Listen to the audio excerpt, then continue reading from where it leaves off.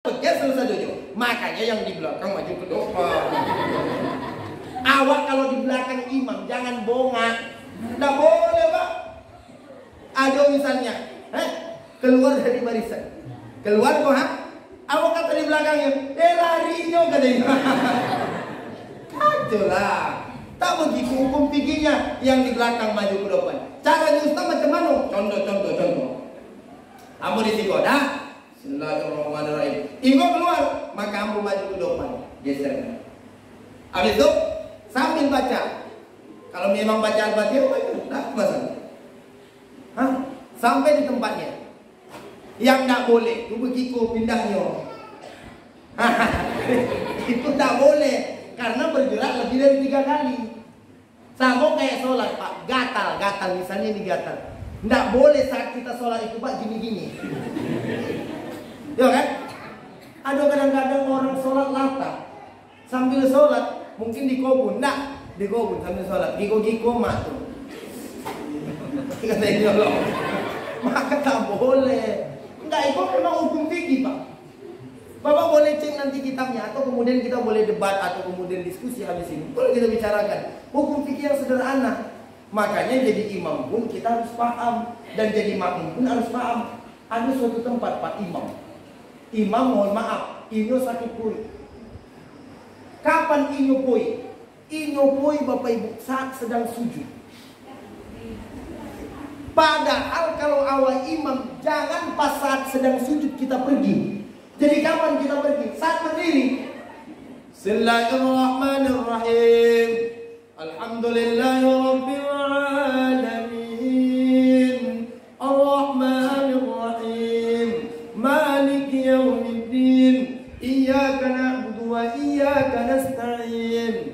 Ihdinas siratal mustaqim. Siratal ladzina an'amta 'alaihim ghairil maghdubi 'alaihim waladdallin. Amin. Kan gitu jamaah. Awak tak tahan. Woi, tinggal.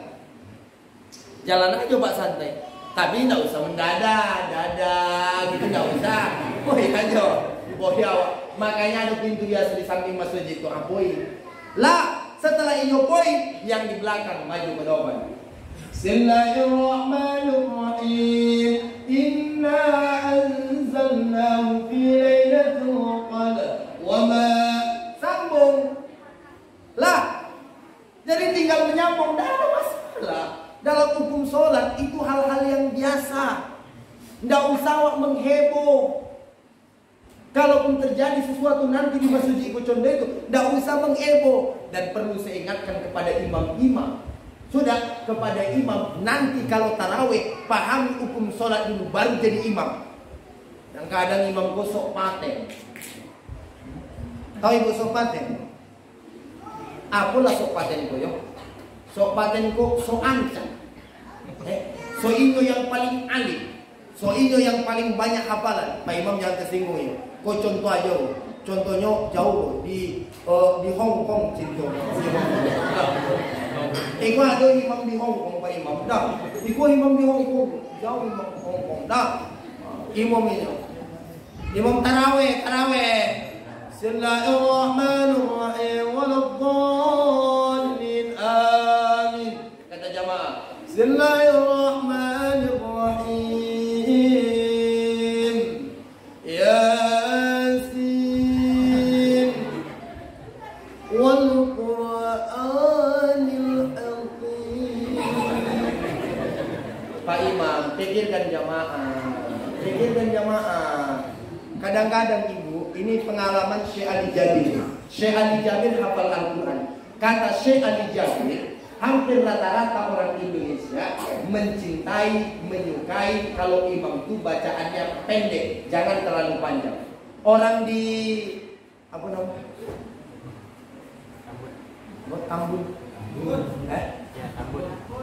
kan? Orang di Tambun kok suka bacaan imam yang pendek atau yang panjang-panjang? Malu. Enggak, ibu serius, pendek atau panjang? Oke, dengar Pak Imam yo. Tapi Imam di Hong Kong ibu enggak. Ya. Jadi memang begitu. Abola pengalaman Bapak Ibu, kemana-mana ceramah, memang itu yang diminta jamaah. Apalagi sifatnya sholat tarawih, jangan terlalu pendek, jangan pula terlalu panjang. Ya enggak? Dan jangan terlalu lama. Enggak usah pakai lagu-lagu. Pilihan bacaan Al-Quran ini kan beda-beda. Ada yang pakai lagu Bismillahirrahmanirrahim.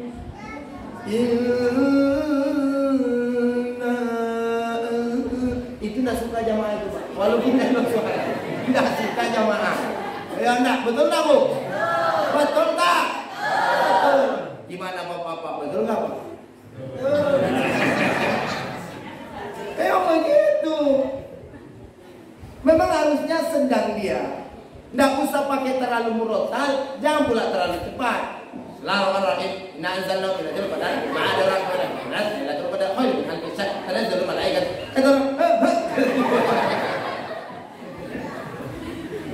Standar lah. Betul tak? Iku bola-bola cendek, iku bola dia. Orang tidak tahu.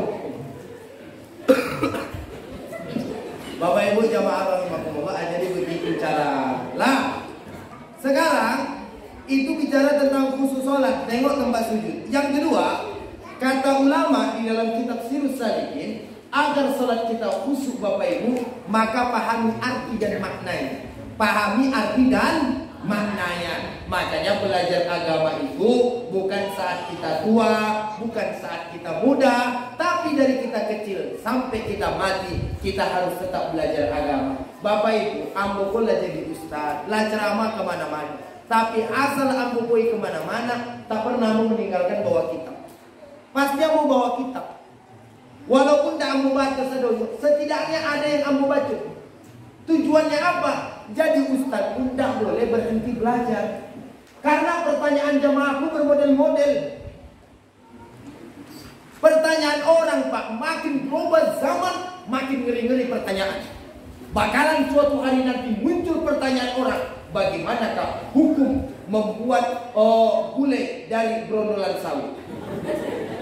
Bakalan ada. Bapak Ibu jamaah rahimakumullah, makanya harus belajar. Bapak pun walaupun jadi ustaz di kampung, belajar, tidak ada masalah. Tengok YouTube, dengarin ceramah, atau kemudian bertanya dengan seorang ustaz, atau ada ustaz yang kona daerah siko, koi awak ke rumahnya belajar sama iyo. Ibu-ibu juga begitu. Kalau misalnya di siko ada pengajian, majelis taklim, undang ustaz dari Pangkalan Lesong, undang ustaz dari Ukui, undang ustaz dari Pelalawan, suruh iyo datang ke siko, suruh iyo ngajar awak. Belajar bersama di masuk jiko, pakai majelis taklim. Minggu pertama baca Yasin, minggu kedua ada kajian. Kajian fikih boleh, kajian tauhid boleh, atau sesekali undang Pak Lurah sebagai penceramahnya. Kajian apa? Kajian masalah hutang. Bagaimana cara melunasinya? Mau, Bu? Mau tak? Gampang, jual sertifikat. Bapak Ibu jamaah rahimakumullah. Jadi begitu cara sholat khusyuk. Yang pertama, tengok ke bawah. Yang kedua, pahami arti dan maknanya. Sedangkan yang ketiga, agar sholat kita khusyuk Bapak Ibu jamaah rahimakumullah, jangan lupa. Apa tuh Ustaz? Jangan lupa awak, saat awak sedang sholat, maka pakailah tumaknina. Tumaknina itu apa? Ado bonti sejenak. Allahu Akbar. Allahu Akbar. Itu namanya tumaknina. Artinya pakai bonti kojab. Kojab aja yuk. Allah. Jadi contoh awak naik mobil, Pak, ada orang nyoketek. Contoh berjalan, disobik koncang tak terlalu koncang, disobik lambe tak terlalu lambe.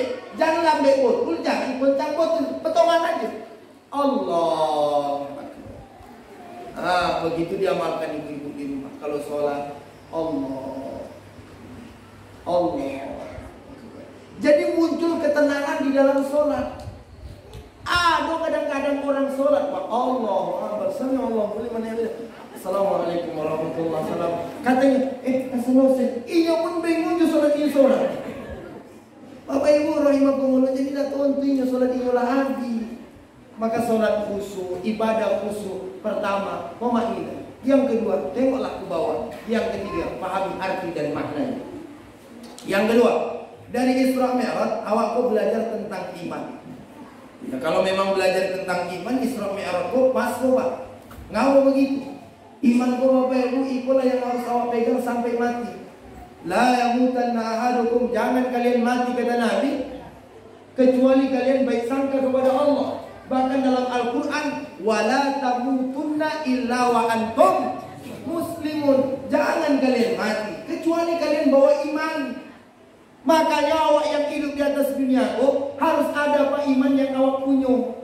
Jangan asina ke kebun aja, jangan asina mencari ikan aja, jangan asina beladang aja, jangan asina koi mainin aja. Harus ada iman dalam hati. Zaman kini Bapak Ibu, gara-gara iman gak ada, akhirnya banyak pejabat saling rebutan jabatan. Gara-gara tak punya iman, banyak anak-anak gadis yang melacurkan dirinya. Gara-gara tak punya iman, betapa banyak anak-anak betina. Awak dengar beritanya, tengok di televisi, hamil di luar nikah. Siti Maryam hamil, punya anak namanya Isa.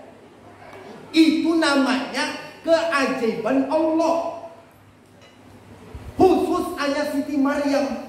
Karena Siti Maryam itu perempuan suci, tidak pernah disentuh laki-laki. Begitu kata Al-Quran.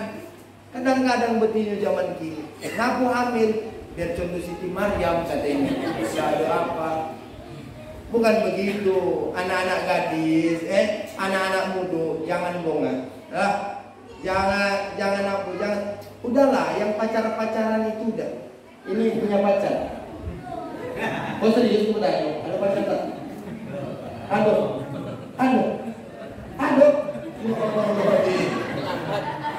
bukan terlambat, kalau aku tidak ada masalah, aku lah punya bini, lah 2 anak, nah Mas Tambo itu kalau pacaran, dah Sobi sama calonnya itu besok dilamarnya. Enggak? Aduh. Lah? Aduh lah sih.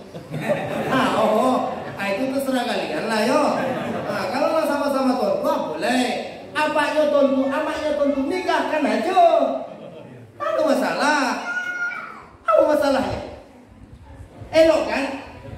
Mohon maaf Bapak Ibu, nikah itu pintu rezeki. Betul tak? Betul tak? Sebelum nikah, kadang-kadang hijau kita ada, tapi setelah nikah di situ datang. Ambo pengalaman kok Bapak Ibu. Dulu sebelum ambo nikah, walaupun ambo ceramah kemana-mana, dulu sebenarnya tahun baru yo, ambo lah pernah ceramah di kantor camat Pangkalan Lesu. Waktu itu acara pembagian PKH. Bupati hadir, ketua DPR hadir. Waktu itu ramai dari Pangkalan Lesu, Pangkalan Kuras, kemudian dari UPI. Ada 3 Pak Camat hadir ketika itu, Bupati hadir. Ada yang datang ketika itu kantor camat? Ada tak? 3 tahun yang lalu, ada tak? Nggak ingat? Waktu itu ketua DPR masih Nazarudin. Nazar. Banyak orang datang kantor camat mengambil penyerahan PKH. Keluarga yang memang perlu disejahterakan, ada bantuan dari bupati. Kumpul di kantor camat, belum Covid ketika itu. Bapak Ibu kalau ingat, waktu itu yang ceramah di situ Ambo. Cuma bedanya ketika Ambo ceramah di situ dulu, Ambo belum jadi artis, belum masuk TV. Nah itu serius kok. Belum. Tahun 2008 boleh, tahun 2007 boleh waktu itu. Belum. Makanya ketika Ambo habis ceramah dari situ Palura, cie pun tidak ada orang minta foto sama Ambo. Tidak ada. Dia kan. Habis Ambo ceramah, cie pun tidak ada minta foto. Kalau malam Ambo yakin. Tidak mungkin Ambo balik tak ada yang minta foto. Tidak mungkin. Tidak mungkin. Nah, kalau tak ada juga tak masalah. Oh, tapi tidak mungkin lah. Masa yuk artis lo masuk kampung tidak ada yang minta foto. Bukan mungkin lah. Bapak Ibu jamaah rahimahullah. Apa gitulah siklus kehidupan ini. Sebelum saya menikah, memang payah juga Pak. Walaupun ada habis. Nggak bisa awak menabung. Setelah awak menikah, Bapak Ibu yang dimuliakan Allah, memang datang sesuatu. Makanya awak kalau memang layak dinikahkan, nikahkan. Lah, obat babu 17, nikah. Nikah yang mau babu, oh 8 boleh, nikah. Tidak ada masalah. Apa masalah? Orang-orang tua dulu, kalau awak tanya, umur berapa dulu Pak nikah? Tanya umur berapa nikah? Babu? 4 boleh. Enggak, 20 tahun. Situ yang mimpi basah, asli itu yang nikah. Tak ada masalah.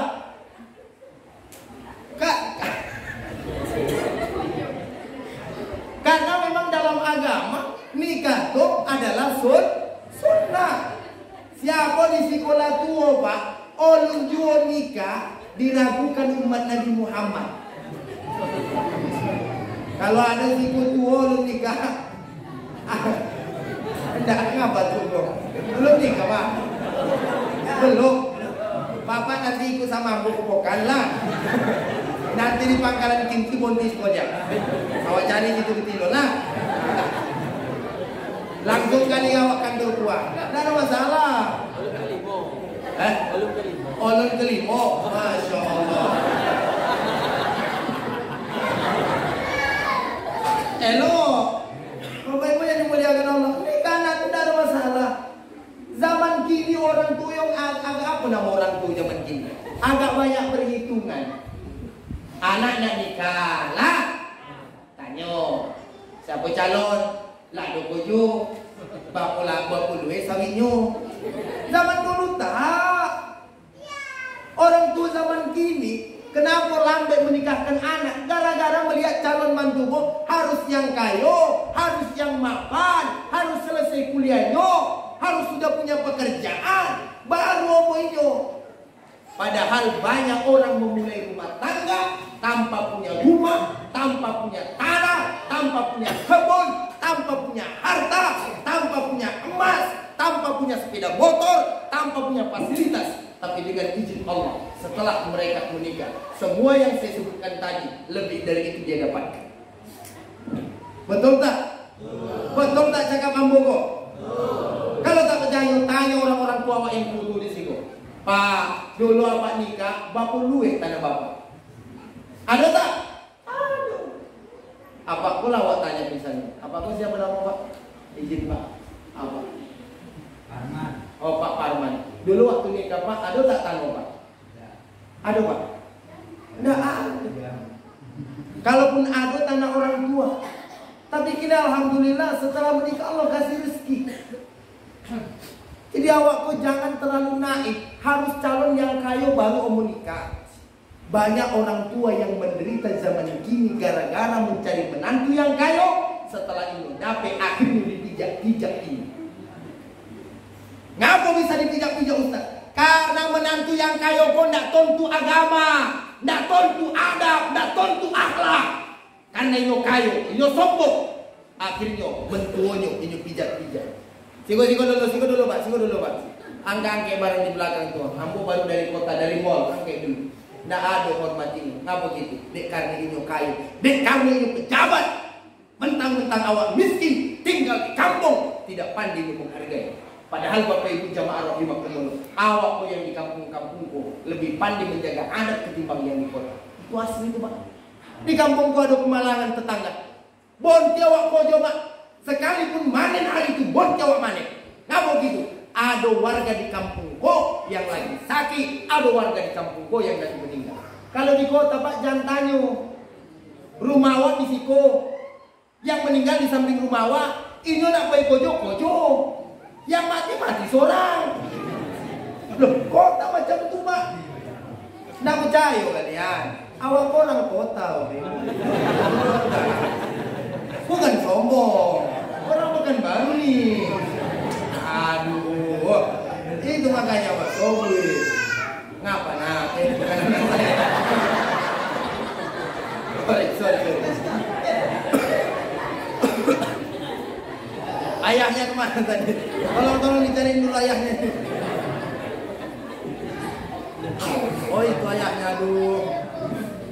Anak kasih sayang. Jangan pula dianggap anak saya, kan? Abo nuna ada nyambur orang siko. Jangan pula ditambah-tambah situ. Enggak, tuh. Bapak Ibu jamaah rahimakumullah. Jadi jangan begitu. Di kampung gua lebih pandai Pak menghormati orang Pak, percayalah. Di kampung kamu bertanya dulu. Kalau ada misalnya orang pesta, biasa yang masak siapa? Orang satu kampung atau manggil orang restoran dari kota? Satu kampung. Itu eloknya orang-orang kampungku. Makanya biasanya kalau misalnya kakak itu yang anak inyo yang nikah, wih situ. Oi, bola, mau, ano? Kakak bawatan, tahu tuh. Inyo anaknya menikah. Makanya waktu itu ngumpul. Enak. Ada yang motong-motong bawang, ada yang khusus buat teh, ada yang khusus masak nasi, ada yang khusus masak lauk, ada juga yang khusus menggosip anjo ya. Sambil masak biasa tuh oma-oma. Oh, kalau oma-oma udah berkumpul, entahlah ayo, entahlah ditambung kok, dipokan di pahil. Ambo tengok kalau oma-oma lagi berjumpa, ada yang misalnya tidak suka sama orang, biasanya ini bercakap begitu.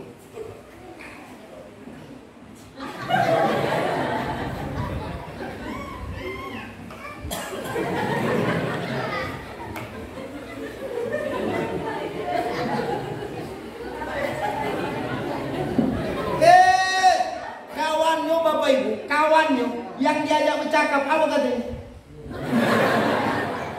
Apa you bisa paham bahasa itu?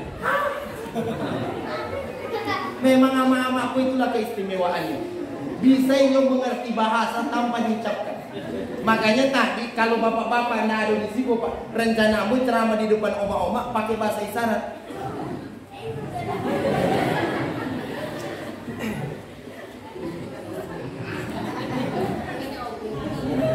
Paham Bu? Paham tak? Tapi ngaku kalau cakap kawan paham. Bapak Ibu jamaah rahimakumullah. Jadi Isra Mi'raj seharusnya membina iman kita, supaya iman awak itu dijaga. Bapak Ibu jamaah rahimakumullah. Jadi perjalanan Isra dan Mi'raj bukan main-main. Makanya diabadikan dalam Al-Quran. Subhanalladzi asra bi'abdihi laila minal masjidil haram ilal masjidil aqsa allazi barakna haulahu linuriyahu min ayatina innahu huwas samiul basir.